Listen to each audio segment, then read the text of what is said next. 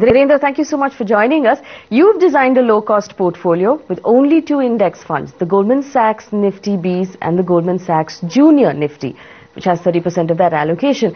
Tell us what the rationale behind picking 2 index funds is, and how will this help us get richer in the long term?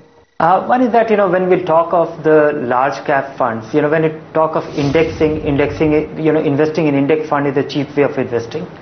The other is that, index funds largely don't have a very compelling case for themselves, because actively managed funds beat them by a handsome margin over most long time period.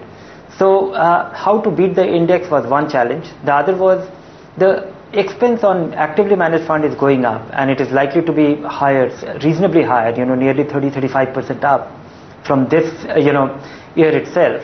So that makes the expense for index fund is capped at 1.5%, and many index funds charge even lower. So here the idea was to combine index funds in a manner that investors are able to derive superior performance at the same time at a substantially lower cost. And this has been done by combining 2 index funds which replicate their underlying index very well. One is the Nifty, and the other is the Junior Nifty, which is not a very popular index fund. But by combining these 2 ETFs, this fund, the combination becomes very effective. At the same time, it is the lowest cost. Of course, there is one cost which is not reflected here, which is the transaction cost, because buying these ETFs will amount to spending on brokerage and STT.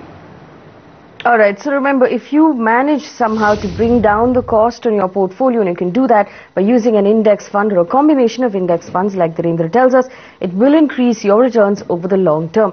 Dhirendra, there are different kinds of investors in the market watching right now, those who like aggressive investments, those who like to track their investments on a regular basis, perhaps every day. Tell us, what sort of an investor should be using this portfolio that you recommended right now? Investor who has relatively less belief in the active management, because many investors I come across that they want and there are believers in the efficient market. People, there are investors who think that active managers can't beat the index in a sustained way. That's one.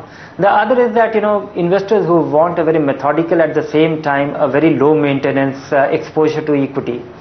By investing in these 2 index funds, one will be getting exposure to nearly 70% of the capitalization, 70% of the, capitalization of the stocks. That will be the kind of exposure which one is able to derive. 100 stocks accounting for that capitalization. So one is not underexposed. At the same time, it will be brilliantly diversified, and getting into different capitalization, it will be reasonably well fairly diverse. What this portfolio misses out is something which many investors think that they should naturally miss out, which is the small caps, and that I think is a reasonably is not a big it's not a big miss, or it is not a big it's not a big deprivation. Alright, so 2 index funds there for those of us who don't have the time or the inclination to carefully manage our portfolios. Will also bring down our cost and make maintenance that much easier. Dhirendra, thank you so much for joining us.